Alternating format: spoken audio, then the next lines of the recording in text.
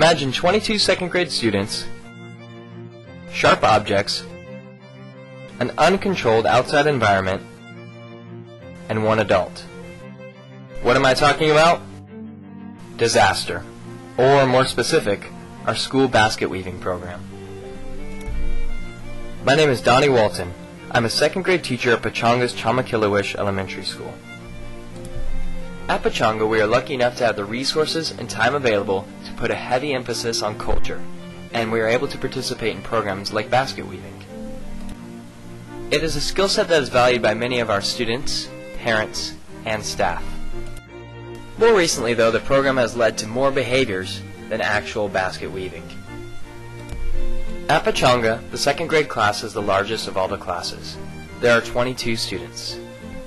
I know this doesn't sound like a lot, but when you're outside using sharp tools with many students and only one adult, it becomes quite difficult to focus on the task at hand. On average, it would take the students about 5 weeks or 5 class meetings to complete a basket. During the typical basket weaving meeting, we would usually have 5 to 7 behaviors. This is too many weeks to complete a project and way too many behaviors.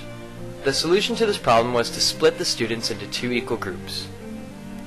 Each group was split heterogeneously, leaving both sides with an equal number of kids with the same abilities. The first problem with this solution was that students would only be able to meet once every 2 weeks rather than once every week. Many parents and staff were initially opposed to this idea, but I was confident the students would be able to produce more and better work meeting every other week in smaller groups. Another problem with this idea was that we would need something for the other half of the class to do while the one group was in basket weaving. The solution that we came up with was a school-wide, computer-based reading program. Although the students had been using this computer-based reading program for quite some time, the results were varied and minimal at best. This would allow the students to create more time to focus on the reading program. The reading program is called Accelerated Reader. For those of you not familiar with it, it allows the students to read a book and then go to the computer and take a test on it, measuring their comprehension.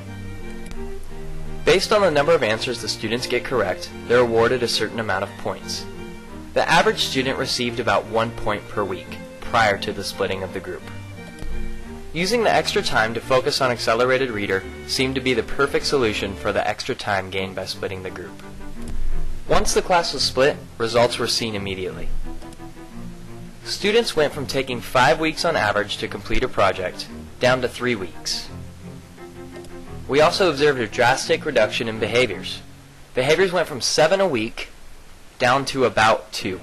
The newly split class allowed the students to get to work much faster, stay focused longer, and receive more direct instruction with far more limited distractions. The split also resulted in great improvements in Accelerated Reader points. Every student in class improved their weekly average of points, some even went as far as doubling it. The graph shown here is a good visual of how much the students improved. The blue represents the students' points on average previous to the split, and the red represents the additional points gained after the split. Dividing the class has proven to be successful on 2 fronts. Basket weaving has become much more productive with far less behaviors, and Accelerated Reader points have gone up nearly double. The second grade class went from being one of the lowest groups to one of the fastest improving groups at the school. I would say that this action research project was a great success, and my only regret is that I didn't do it sooner. Thanks for listening to my action research project presentation for EDUC 526.